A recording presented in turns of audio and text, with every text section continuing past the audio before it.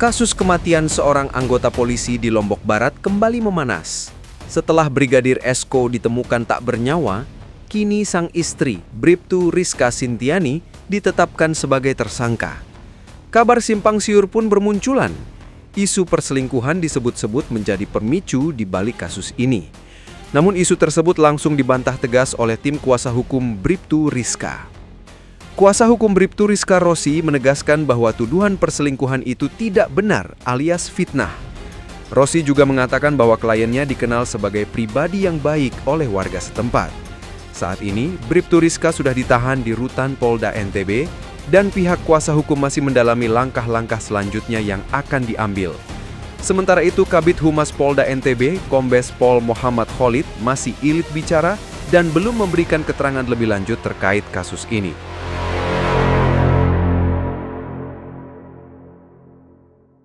Di dalam TKP, olah TKP, tidak boleh ada keraguan-raguan. Itu dasarnya itu. Tapi kemudian TKP dibuka, polisian dibuka, ada apa? Kalaupun misalnya ditemukan itu bercak darah, apakah selama itu untuk menentukan ini darah si A, si B, si C atau bagaimana? Oke. Nah, kenapa kami yakin bahwa Ibu Rizka itu tidak bersalah? Karena banyak kejanggalan. Kami juga penasaran, jangan sampai pelaku utamanya ngopi-ngopi nih di rumah kan gitu. Anggapan Brigadir Esko disekap di situ dulu di rumah korban. Ini yang ini kan ya, Bang saya yakin dulu ya. Silakan Bang.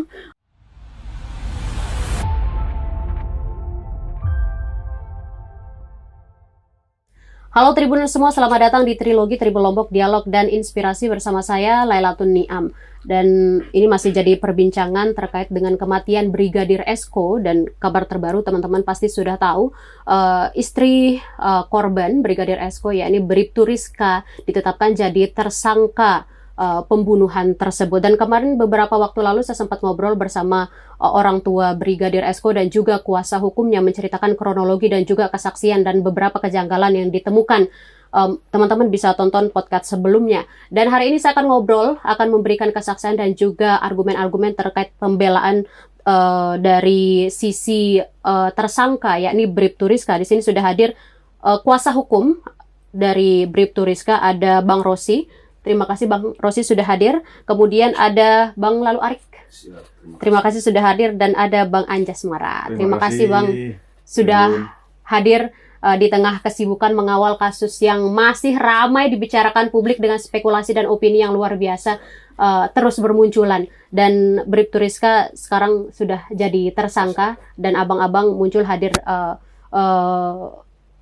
membela hukum dari kliennya. Dan tadi disampaikan klien kami sampai sekarang kami yakin tidak bersalah. Itu adalah kalimat yang menurut saya sangat menarik perhatian saya pribadi, dan juga ini ketika muncul di publik akan menjadi perhatian publik juga. Sudah ditetapkan jadi tersangka dan abang-abang hadir meyakini Bribtu Rizka tidak bersalah dengan kronologi, dengan hasil pemeriksaan polisi. Mungkin saya bakal mulai dari pernyataan tersebut. Saya bakal mulai, siapa yang mau menjelaskan kenapa abang-abang meyakini bahwa Bribtu Rizka tidak bersalah meskipun situasinya sekarang sudah jadi tersangka. Silakan Bang.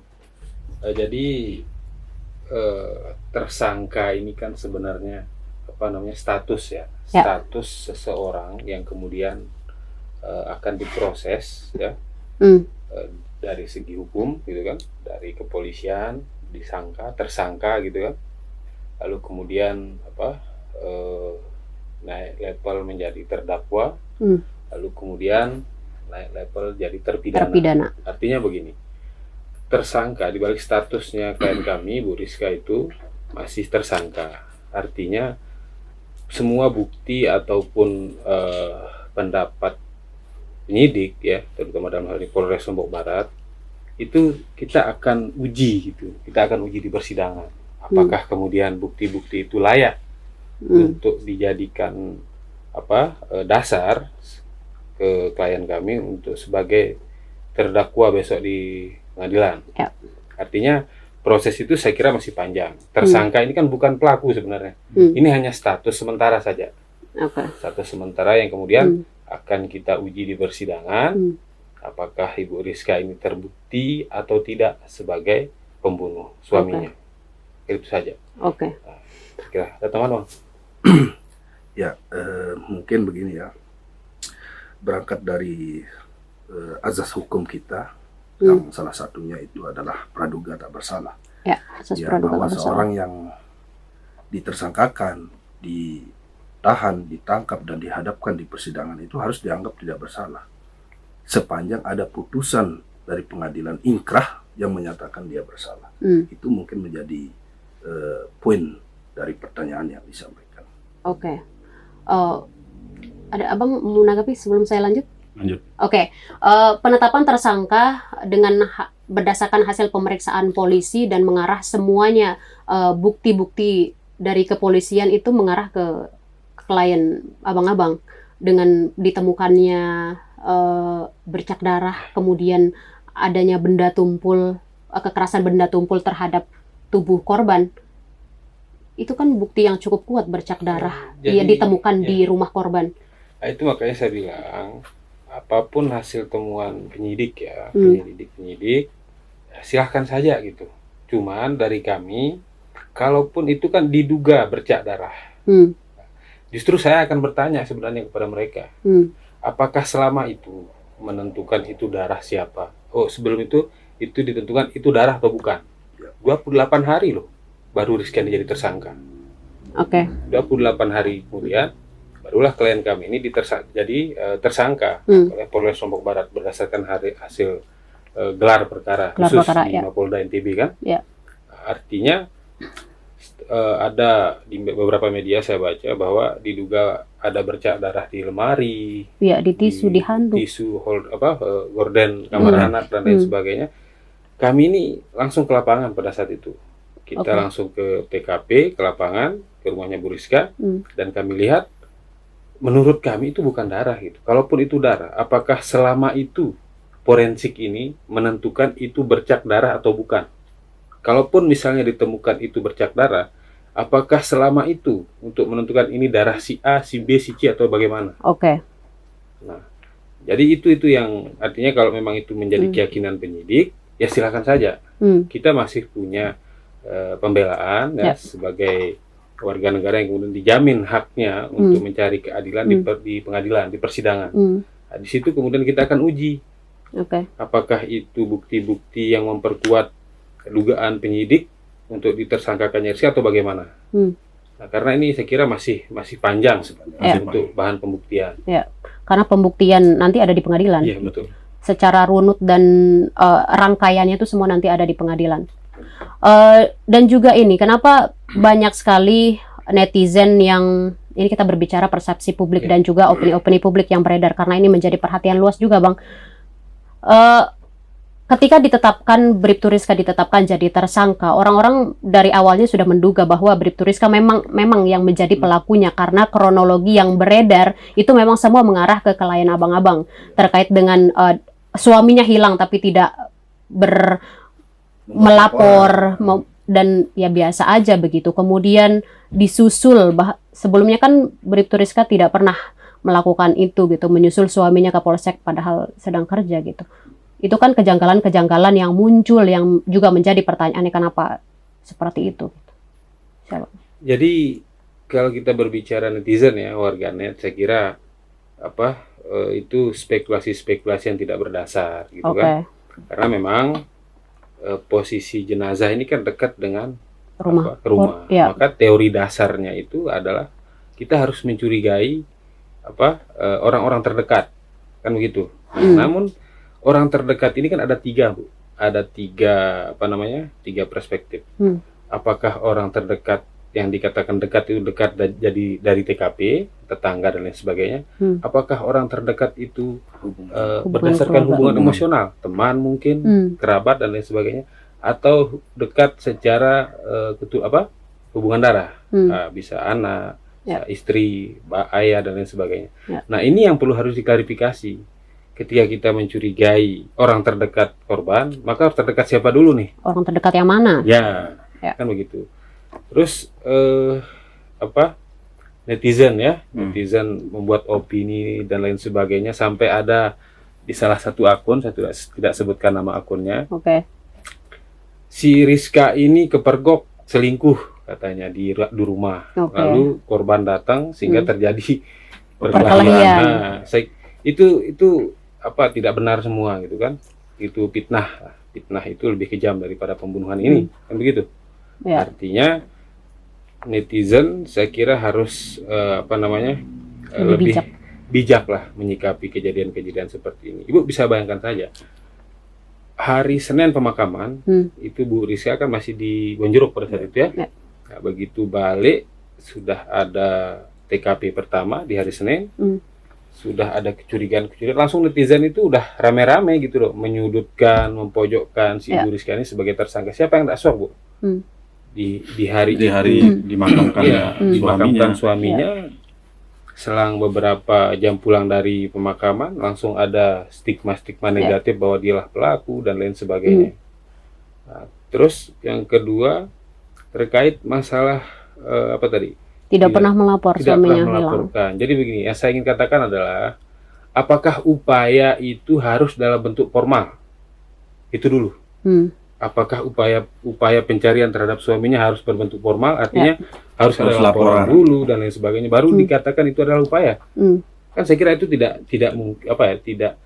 logis kalau kita hanya mengatakan bahwa Ibu Rizka itu harus membuat laporan baru dianggap telah berupaya. Uang buktinya semua teman-teman di polseknya tahu kok dia itu dia sedang tidak pulang ke rumah, dia hilang dan lain sebagainya. Ibu Rizka laporkan itu, termasuklah Pak Kapolseknya, Pak Kanit Intelnya, cek pos dan sebagainya. 2 kali itu diminta cek pos sama Bu Rizka.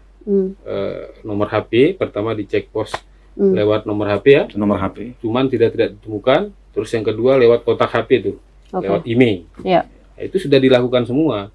Nah, dan itu pada saat itu Pak Kanit Intelnya pun ikut mencari gitu loh, ikut mencari ke Gunung Sari ya kalau tidak salah, itu di rumahnya Abah.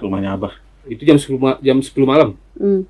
Ikut mencari ke sana, menanyakan keberadaan Isku, karena memang informasi dari keluarga pada saat itu istrinya kan ditanya sama Pak Kanit, kemana sih suamimu kira-kira, ke tempat yang sering dikunjungi. Itu berapa hari dari Brigadir Esko tidak ada setelah baru itu kalau tidak salah malam Jumat, Kamis malam. Kamis malam itu Pak Kanitnya sempat nanya Bu Rizka, coba ke salah satu temannya yang sering dia kunjungi, mungkin dia ke sana atau bagaimana kan. Langsung dikasih tahu sama Bu Rizka ke rumah Abah nih di Gunung Sari. Pak Kanit langsung ke sana kan, Pak Kanit Intel Polsek Sekotong langsung ke sana dengan 1 orang anggota, kurang tahu namanya. Setelah sampai sana ditanya apakah Esko ada di sini atau pernah ke sini sebelumnya. Nah, dia jawab enggak pernah ke sini si Esko. Nah, lalu di hari Jumatnya itu tanggal berapa jadinya? Selasa, Rabu, tanggal Jumat, 22. Jumat pagi itu Bu Rizka ke Bonjeruk. Ke Bonjeruk jam 9 lah, jam 9 pagi lah kurang lebih. Rumah mertua. Ke rumah mertua untuk mencari si korban, si Isko ya, almarhum Isko. Namun pada saat itu posisi rumahnya tertutup, sepi, tidak ada orang. Ibu Rizka balik, lalu Ibu Rizka sendiri langsung ke Abah itu yang di Gunung Sari karena penasaran kan. Kan tadi malam Pak Kanitnya nih yang nyariin. Nah, setelah Jumat itu dia sendiri nyari langsung. Setelah itu ditelepon sama atasannya, orang Polres, karena dia juga enggak masuk waktu suaminya hilang kan. Dia tanya kenapa enggak pernah masuk, akhirnya Bu Rizka membeberkan juga gitu loh, ini loh yang terjadi. Suami saya enggak ada kabar, tidak pulang ke rumah dan lain sebagainya. Artinya netizen ini kan tidak tahu fakta-fakta ini gitu loh. Ya ini baru kita tahu karena informasi yang kita terima dan juga informasi dari pihak sebelah memang tidak ada kok setelah hilangnya kabar Brigadir Esko dari hari terakhir dia masuk kantor, itu tidak ada komunikasi antara istri dan juga keluarga Brigadir Esko bahwa Brigadir Esko tidak ada kabar, hilang kontak gitu. Artinya Bribtu Rizka ada usaha untuk mencari bahkan ke rumah mertua untuk mencari. Iya betul. Tapi tidak diketahui oleh mertuanya. Karena keadaan sepi tadi.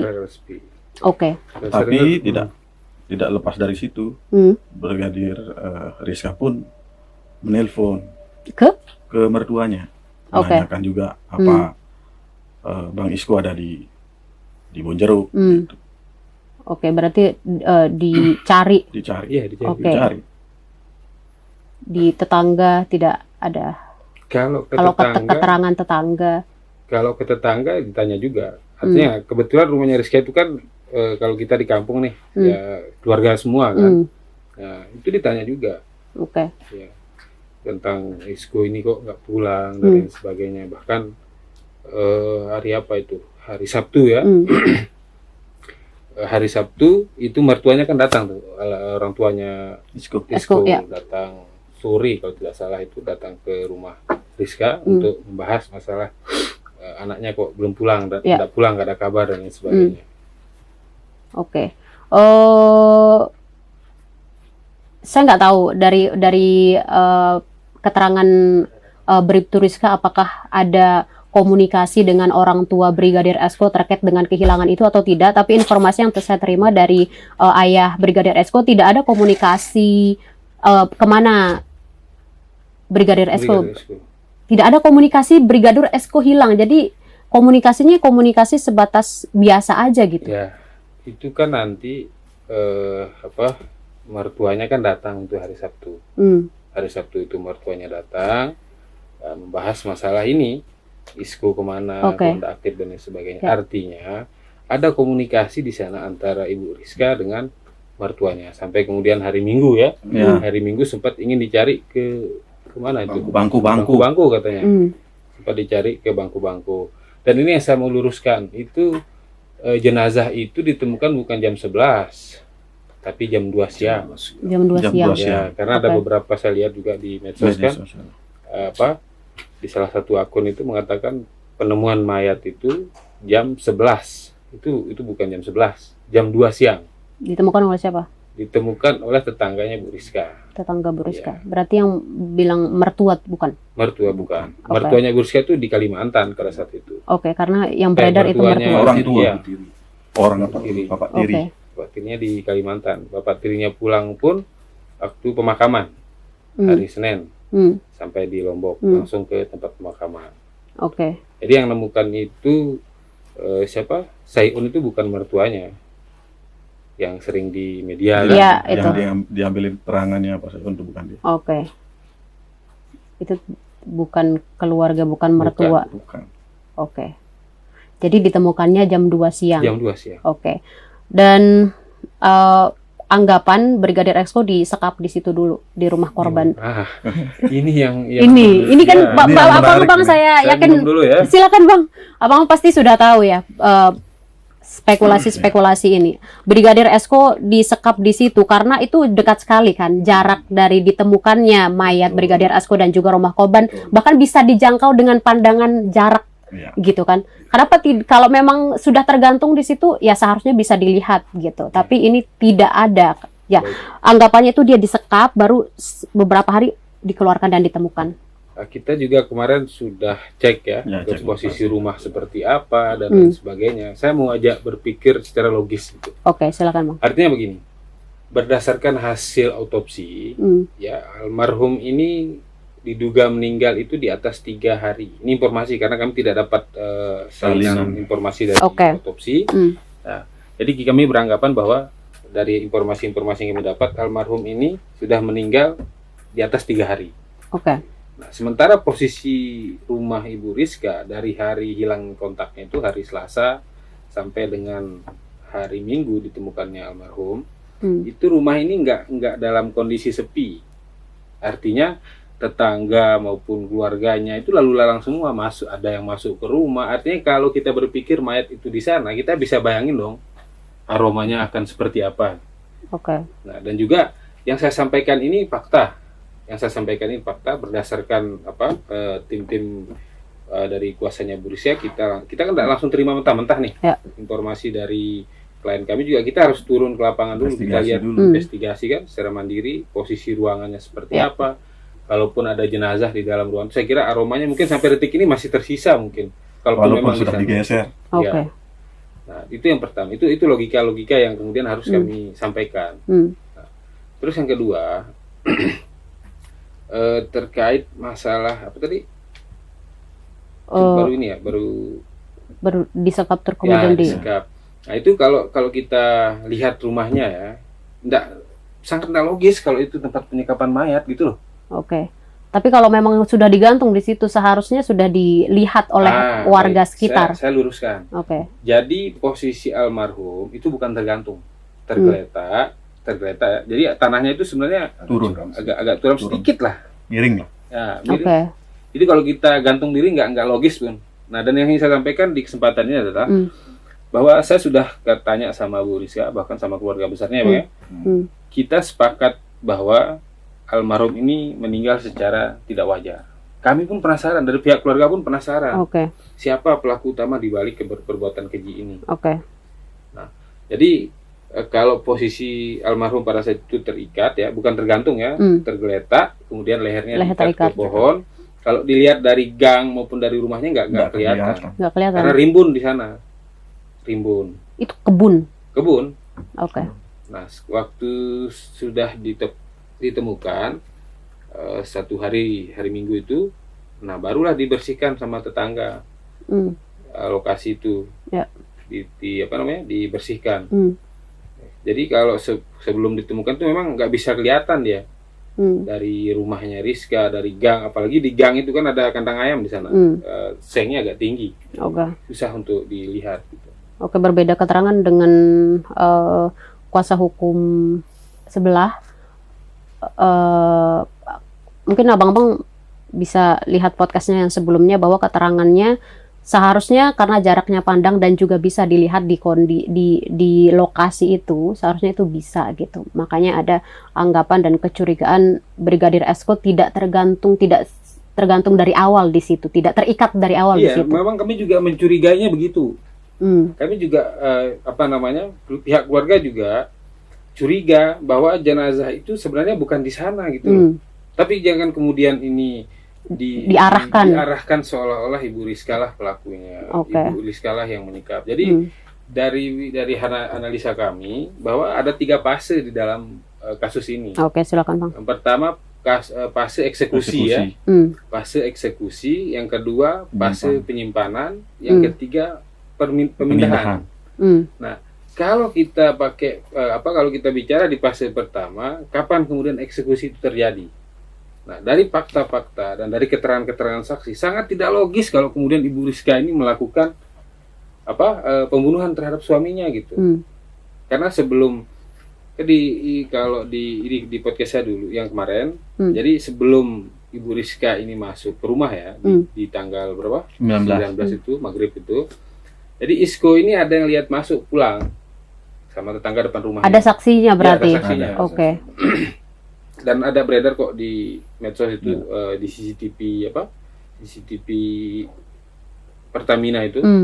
Nah, jadi si Isko itu pulang ke rumahnya, itu ada yang lihat, ada saksi yang melihat dia masuk ke halaman rumah, bukan ke dalam rumah ya. Ini perlu saya garis bawahi. Ke halaman rumah. Ke halaman rumah. Nah, pada saat itu selang beberapa menit ada lagi datang satu tetangganya yang sudah dipesan sama Ibu Rizka untuk nyalakan lampu. Oke. Jadi Ibu Rizka pada saat itu jam 5.40 atau ya sore lah, jam 5 sore itu dia cari suaminya ke Sekotong. 17.55. Ya, 17.55 ya. Oke. 17.55 itu Ibu Rizka ini nyari suaminya ke Sekotong. Nah, ternyata si suami sudah izin pulang. Katanya orang tuanya sakit. Nah, jadi mereka enggak ketemu. Isko pulang, Rizka nyari ke Sekotong gitu loh. Kalau Ibu Rizka tahu suaminya bakalan pulang karena orang tua sakit, mungkin dia nggak akan nyari. Nah, dan dia juga nggak tahu kalau kalau si almarhum ini izin karena alasan orang tua sakit. Dan itu terkonfirmasi sama anggota Polsek. Atasan atasannya Brigadir Isko. Jadi setelah masuk Isko ke halaman rumah, buka gerbang kan masuk, parkir motor dan sebagainya. Itu siang, Bang? Itu mau maghrib. Lagi ngaji lah kira-kira. Ya. Lagi ngaji, Ya, sedang ngaji lah di masjid. Barulah masuk tetangga ya yang sudah dimintain tolong sama Bu Rizka. Nanti kalau saya lama pulang, tolong nyalakan lampu. Ya. Jadi begitu Ibu N lah ya masuk. Nah, ketemu juga sama saksi yang ngelihat si Isko ini. Jadi ada terjadi percakapan di sana. Ina tuan, belai kan? Oh, aku tersuruh penyala adil. Oh, dendek ulah wah. karena sudah ada ISKO pulang katanya. Tapi rumah itu masih Gelap. lampu belum nyala, sehingga si saksi N ini tetap masuk ya. Tapi saksi N yakin nggak itu Brigadir Esko? Bukan saksi yang melihat itu, yang melihat saksi itu. M, Saksi M, oke. MU. Oke. Ya, Yakin itu Brigadir Esko yang masuk ke rumahnya? menurut dia sih ya yakin. Oke.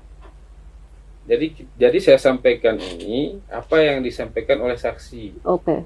Nah, jadi karena kan sudah dekat kok, itu dia berdiri dari sini kira-kira jarak 3 meter 3 lah. meter, oke. Nah, dari gerbang rumahnya itu, karena dan juga gerbang rumah itu kalau dibuka suaranya kan besar. Tuh. Ya. Suara gemuruhnya besar.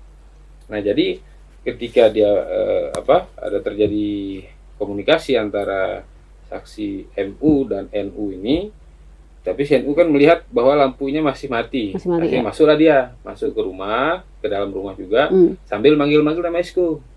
Sambil di sikap lah orden kamarnya ISKO kan, sambil manggil, tidak ada nyaut. Kamar anaknya juga sampai ke belakang rumah. Barulah nyalain lampu, sambil nyalain lampu, lampu tengah kamar tamu sama lampu teras luar.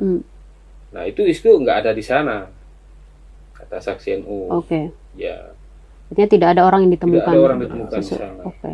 Jadi barulah di jam setelah Isya, karena posisi saat itu Ibu Rizka lagi di Sekotong, kan sempat dia ngechat teman piketnya kan, sempat ngechat teman piketnya, kemudian dikasih tahu lah bahwa si ISKO sudah pulang. Nah, yang tadi saya katakan izin pulang karena orang tuanya sakit. Nah, itu pun dompetnya ketinggalan, tasnya tidak dibawa, itu kan menunjukkan buru-buru kan, tergesa-gesa dia pulang. Nah, barulah kemudian Ibu Rizka balik dari Polsek Sekotong. Setelah Isya ya nyampe rumah. Nah, setelah parkir mobil di rumah inak tuannya, karena kan di gangnya Rizka itu nggak bisa masuk mobil. Yeah. Dia parkir di rumah bibinya. Yeah. Baru dipanggil lah saksi FD untuk minta bantuan turunin barang-barang, karena memang dia habis belanja. Sebelum ke Soto kan dia ke Mataram dulu nih. Yeah. Nah, itu diminta bantuan saudara adiknya ini, adik sepupunya, disuruh minta angkat bawaan barang-barang bawaan. Ya, bawalah sama. Jadi mereka berdua jalan. Nah, Rizka ini jemput anaknya dulu karena kan tidak ikut anaknya ke Sotong. Baru si Padel ini masuk gang. Oke. Nah, naruh belanjaan ke rumahnya Rizka. Nah, begitu keluar berpapasan sama Bu Rizka di depan gerbang itu ada percakapan juga. Wah ketuluk belanjaan ya Julun TV di dalam gitu kan. Nah, barulah di sana Ibu Rizka masuk. Oke. Nah, Ibu Rizka kemudian lihat motornya ISKO almarhum. Nah, lalu konfirmasilah ke mertuanya. Oh, udah ada motornya ini sama sepatunya. Oke. Nah, tapi dia nggak ada di rumah. Nah, tapi kan disuruh istirahat, mungkin dia lagi keluar apa segala macam kan. Nah, dari situ enggak berhenti di sana Ibu Rizka di rumah, bukan sendiri. Ada lagi saksi yang datang sekedar bincang-bincang, tetangga ya, perempuan, IN, datang juga ngobrol-ngobrol depan teras. Nah, Ibu Rizka pada saat itu sambil WA juga ke suaminya, sambil dia WA, sambil dia telepon kalau tidak salah. Lalu kemudian datang lagi adik sepupunya yang bernama SK untuk diminta tolong beli manset buat anak kecil. Karena hari Rabunya ada karnaval di lapangan Marije. Nah, si SK ini masuk juga ke dalam rumah gitu loh. Masuk ke dalam rumah ngambil uang ya, karena disuruh mau beli manset kan. Nah, setelah itu si SK ini mau pakai motor Scoopy yang terparkir tadi. Motor suaminya? Ya, motor suaminya. Akhirnya nanya, di mana kunci motor? Coba cari di depan TV. Nah, masuklah si SK, masuk nyari kunci, ternyata nggak ada. Lalu kemudian si SK bilang, ya udahlah pakai motor saja di rumah. Nah, pulanglah dia ambil motor untuk beli manset. Nah, Indri sama Rizka ini masih di teras. Nah, lalu datang kembali lagi si SK dari beli manset, dikasihlah uang kembalian dan lain sebagainya. Baru SK pulang, si IN sama Ibu Rizka masih di teras kan, masih bincang-bincang. Nah, lalu ketika si IN ini pulang, nah ada lagi masuk saksi satu cowok. Nah, ini katanya informasi teman dekatnya almarhum. Teman dekatnya almarhum yang ya artinya dia tahulah saking dekatnya kan di rumah itu. Begitu Indri keluar, ini kan gerbang nih, Indri keluar, si UI ini masuk, UJ ini masuk gitu kan, si UJ ini masuk, Indri keluar. Tapi dia nggak sempat lama di sana, yang cowok ini, yang laki-laki ini. Nah, cuman bilang, makan sepi bayi nih, ambilin bapak. Nah, nggak dijawab lah sama Ibu Rizka, belum pulang dan lain sebagainya. Selang 1-2 menit, si U ini keluar. Nah, si Rizka masuklah kamar, tidur sama anaknya. Sambil nunggu suaminya pulang. Di jam 1 ya, jam 1 malam, itu dia terbangun. Nah, dia hubungilah temannya sesama anggota untuk minta dicek pos. Check position, CP istilahnya bahasa kepolisian kan. Nah, di CP nomornya, dikirimin nomor suaminya, tapi nggak langsung dibalas kan sama temannya di jam 3 itu baru dia balas. Masuklah WA teman bahwa hasil CP-nya itu udah 000 nggak terbaca lah gitu lokasinya. Tidak terdetek lokasinya si suami ini. Itu rangkaian kronologi dari dan banyak juga saksi yang melihat Brigadir Esko pulang ya. Melihat keberadaan Brigadir Esko, dan Brigadir Esko izinnya siang dan sampai rumah itu tadi yang disampaikan pukul maghrib sekitar 18. Esko izin itu jam 5. Bukan siang. Jadi dia izin pulang itu sekitar jam 5. Itu dikonfirmasi dari siapa? Dari kepolisian. Nah, saya kurang tahu kalau itu. Yang jelas kita ada CCTV. Itu informasi yang saya terima, Brigadir Esko izinnya tuh siang. Dan tadi disampaikan sampai rumah jam hampir maghrib. Seharusnya kan tidak hampir maghrib ya? Iya, sampai maghrib. Karena kalau kita ke Polsek itu ya paling 45 menit lah. 30 menit ya. 30 menit. Saya kebetulan kemarin ke Sekotong kan, artinya cuma cobain nih. Berapa menit ini butuhkan? Kalau saya kurang 30 menit kurang. Itu pun untuk kondisi pakai mobil ya. Nah, artinya apalagi motor mungkin 20 menit nyampe. Apalagi mungkin dia lewat atas kan. Nah, yang jelas 30 menit kan dari rumah ke Polsek.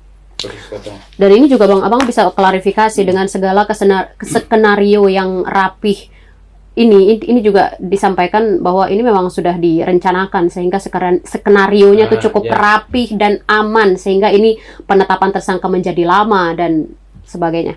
Artinya begini, kalau penetapan tersangka dalam kasus-kasus seperti ini memang butuh ketelitian dan kehati-hatian. Jangan sampai nanti pihak kepolisian terpengaruh pihak-pihak eksternal.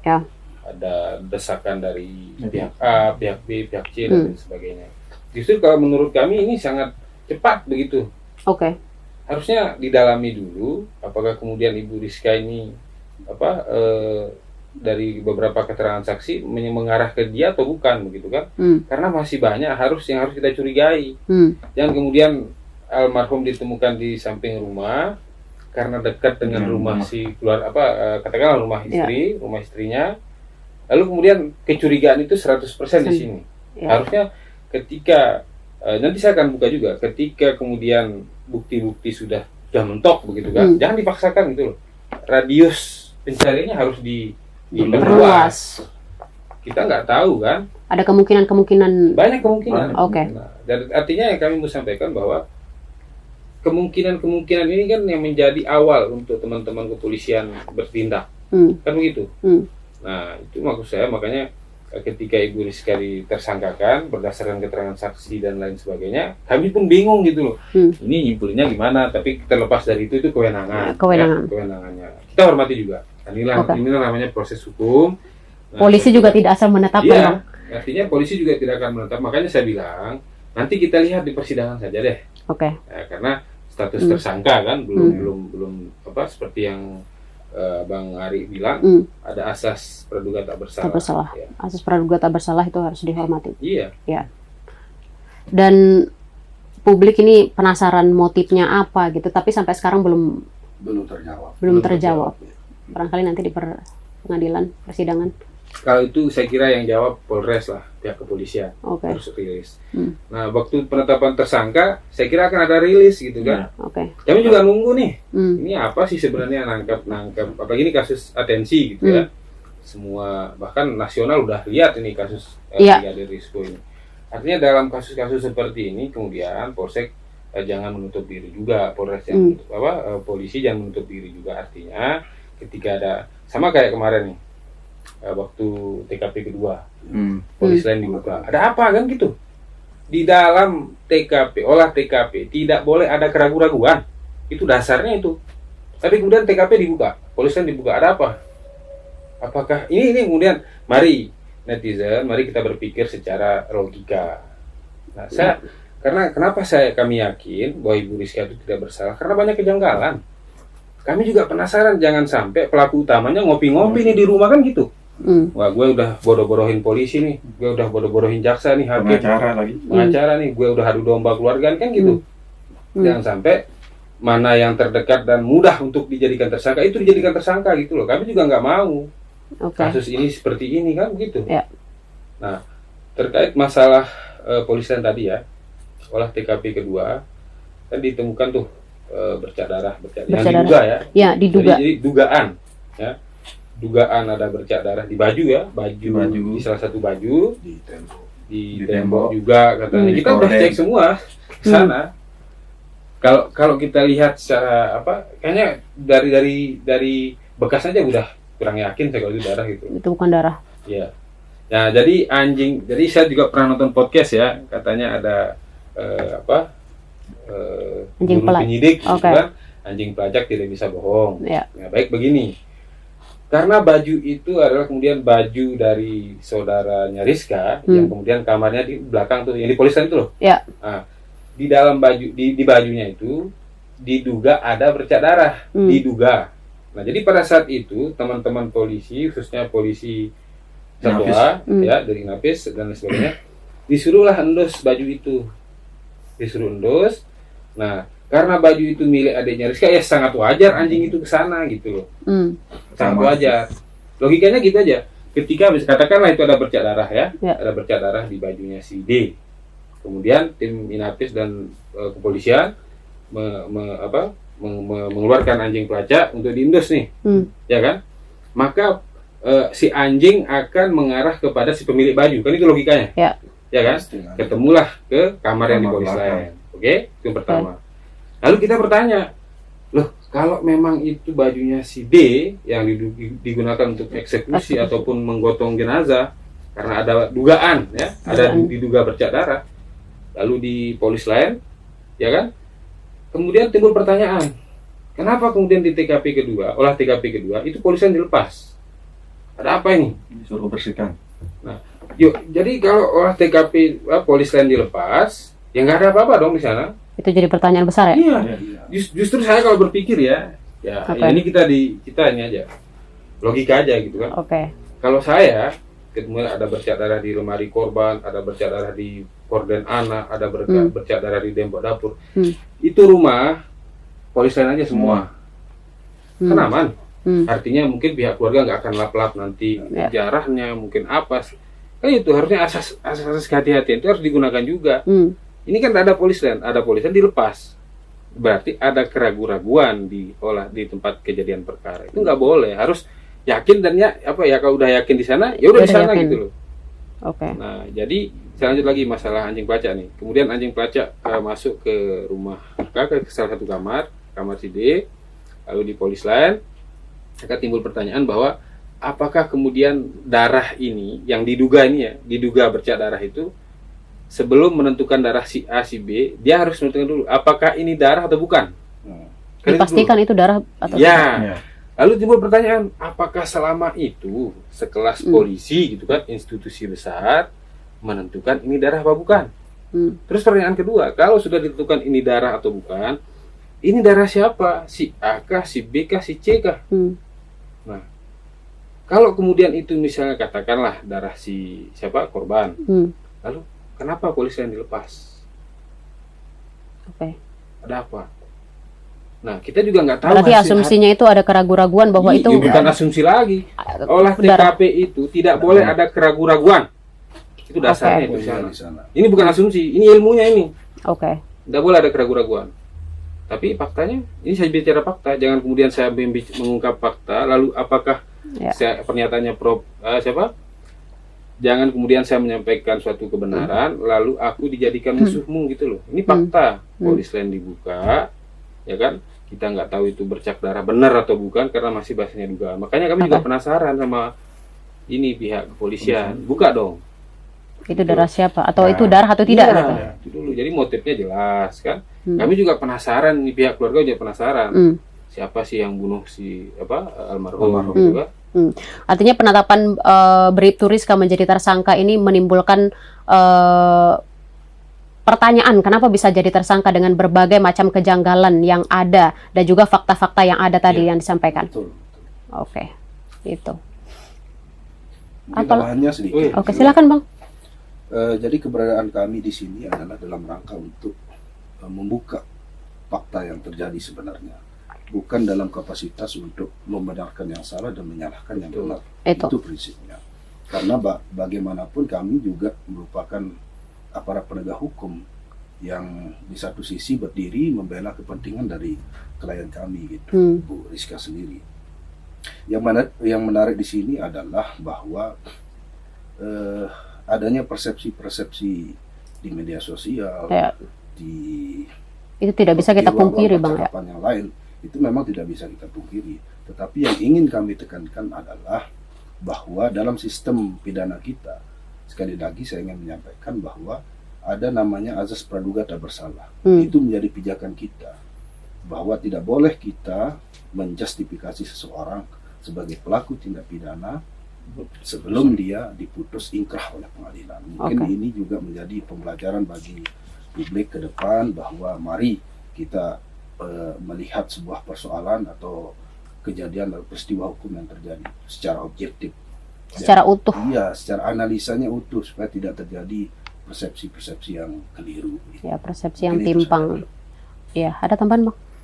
Mungkin kalau dari saya tambahan, saya sebelum memberikan statement, kami dari tim kuasa hukumnya Bu Rizka juga mau mengucapkan bela sungkawa yang sedalam-dalamnya buat keluarga korban. Nah, karena mau tidak mau antara Bu Rizka dengan Pak Esko ini kan istilahnya saling mencintai dulu kan. Iya. Masa karena ada masalah seperti ini kita saling gotok-gotokan sekarang kan. Nah, mari kami selaku tim kuasa hukum dari Bu Rizka, mari kita sama-sama mencari siapa sebenarnya pelakunya. Ya kan? Supaya apa? Supaya juga Bu Rizka, dalam artian di sekarang sini kan Bu Rizka kan sudah ditetapkan tersangka, statusnya ditetapkan tersangka, dan lihat anak-anak ini, ya kan, anak-anak ini akan menjadi korban ke depannya. Nah, lalu yang kedua, mengapa kami yakin dari tim kuasa hukumnya Bu Rizka bahwa Bu Rizka ini tidak bersalah? Karena apa? Karena di tanggal 19 Agustus 2025 itu Bu Rizka ini tidak pernah ketemu dengan korban. Kecuali paginya.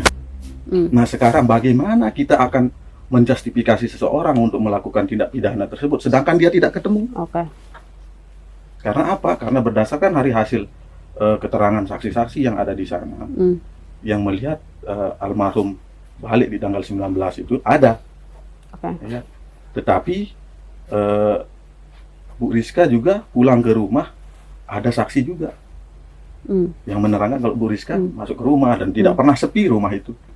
Nah, jadi kami juga dari tim kuasa hukum, ya mari kita di sini janganlah menjustifikasi seorang gitu.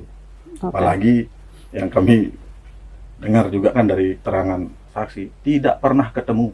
Bagaimana mau dieksekusi sedangkan orangnya tidak pernah ketemu. Ya, tidak ketemu. Tadi kronologi yang disampaikan Bang Rosi. Pulang tapi tidak ketemu, tidak ketemu. Ya. Nah, itu menjadi sudah lengkap secara kronologi, karena Dinda Rosi juga sudah menemani mendampingi kasus ini sudah dari awal, jadi tahu betul kronologinya seperti apa yang disampaikan oleh Ibu Rizka sendiri. Tadi juga sempat di awal disinggung tentang perselingkuhan, ini ramai sekali tentang dugaan perselingkuhan. Tadi sudah diklarifikasi bahwa dibantah bahwa penyebab atau motif yang sedang berseliweran itu menjadi dasar ini ada, itu katanya karena perselingkuhan Bribtu Rizka dengan pihak ketiga, akhirnya ini bisa terjadi. Itu dibantah Bang ya? Tidak benar, fitnah. Bukan tidak fitnah. Fitnah. Jadi tidak ada will, tidak ada pil. Sekali lagi ya. Nah, ini yang perlu kita garis bawahi sebenarnya untuk mencegah meluasnya persepsi publik terkait dengan peristiwa ini. Maka dari APH sebenarnya harus segera mengungkap apa motif di balik ini semua, supaya tidak ada lagi timbul persepsi-persepsi di ruang publik. Bola liar ya. Semakin beragam Bang, makin kesini makin beragam. Jadi yang Tadi saya juga diskusi juga sama pihak keluarga, sama bapaknya Rizka ya. Ya. Dia selalu minta tolong ke kami. Artinya Rizka ini bukan sekali dua kali didudukkan sama orang tuanya, sama bapaknya kan, untuk ungkap yang sebenarnya. Bicara dari hati. Bicara dari hati ke hati. Bahkan saya juga pernah ungkap tuh di orang Lombok. Belum kami kemudian tanda tangan kuasa dan sebagainya, saya udah sumpah dia di bawah Al-Quran. Oke. Artinya kalaupun dia memang pelaku ini, misal ya, dan dia pasti udah berkicau saat ini teman saya, ini yang eksekusi dan sebagainya. Tapi sampai saat ini karena memang dia bukan pelakunya, apa yang harus dia mau buka gitu loh. Artinya tidak pernah mengucap kata, bahkan menjurus ke sana itu tidak ada. Itu yang buat saya yakin. Dan proses sumpah itu terjadi mana? Coba bisa diceritakan? Ya, jadi pada saat itu setelah saya tanya-tanya ya kan, kemudian saya ngomong lah ke Bu Rizka. Pada saat itu saya sama Bung Juna yang datang ke rumahnya langsung. Okay.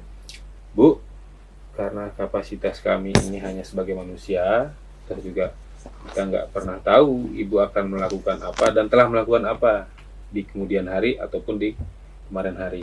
Sebagai bentuk pertanggungjawaban saya ketika saya juga mati besok, karena ini akan ditanya sama Tuhan nih. Karena ini akan ditanya sama Allah Subhanahu wa taala.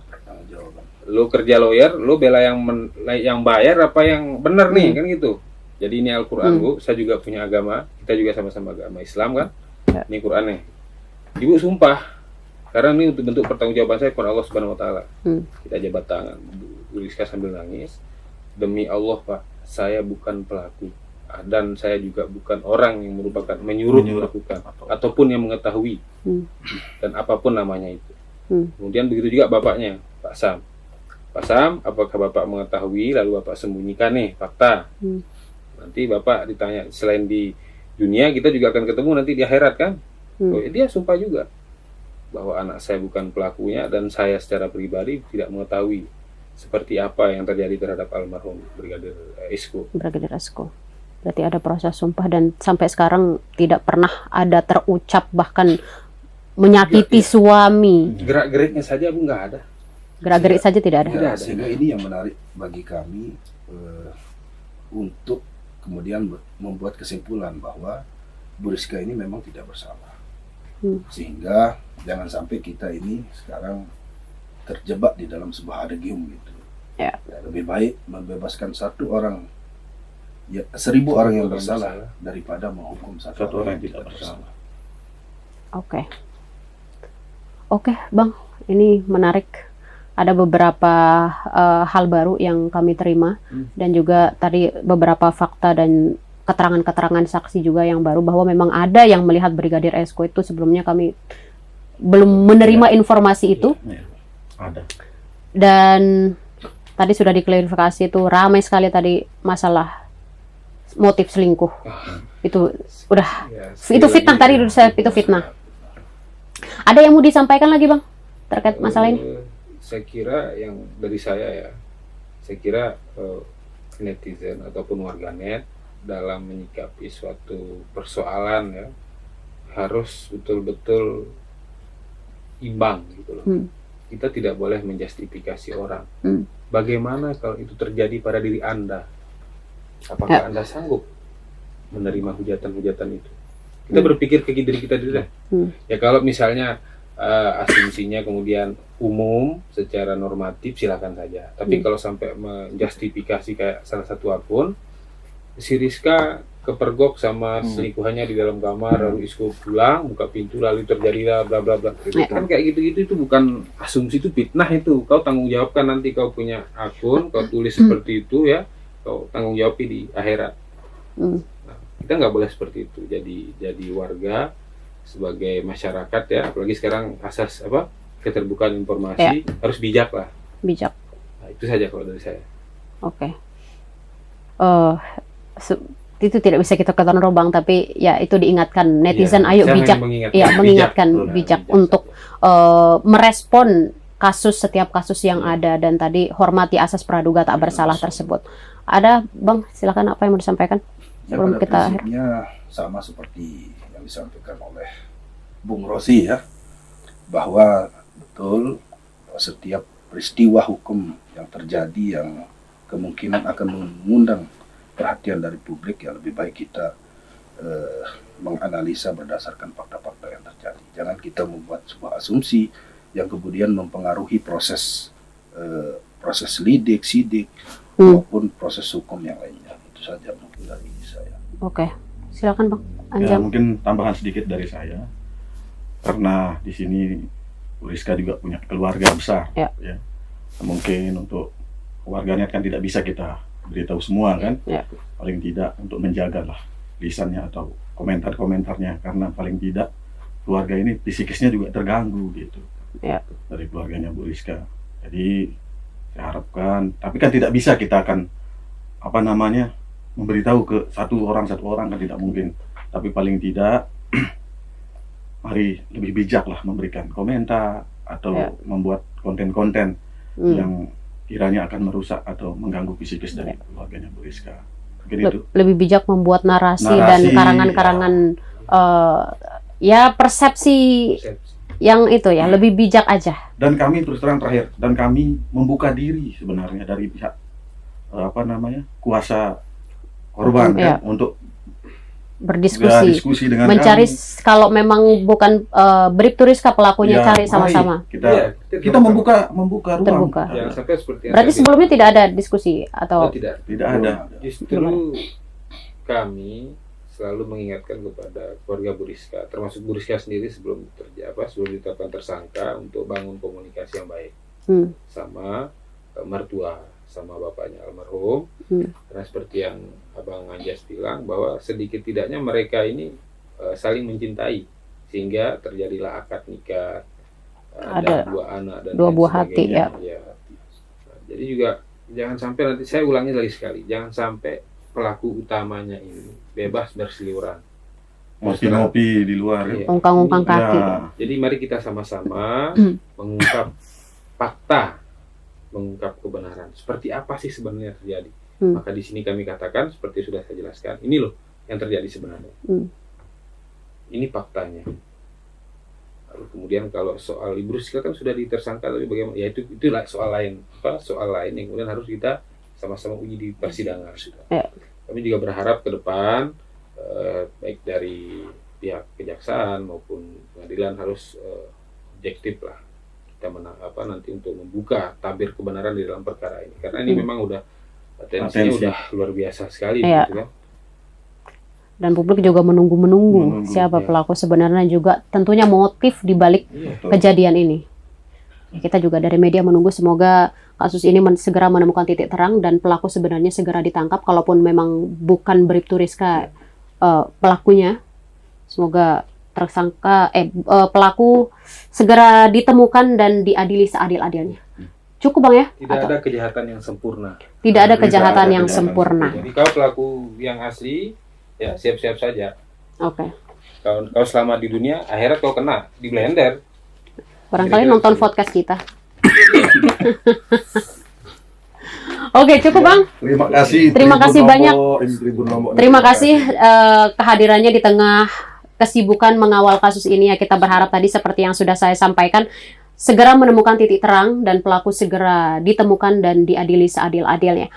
Oke, Tribuner, saya Lailatul Niam. Di sini ada Bung Rosi, ada Bung Lalu Arik dan juga Bung Anjang Asmara. Pamit undur diri juga. Sampai jumpa. Wassalamualaikum warahmatullahi wabarakatuh. Waalaikumsalam warahmatullahi wabarakatuh. Oke.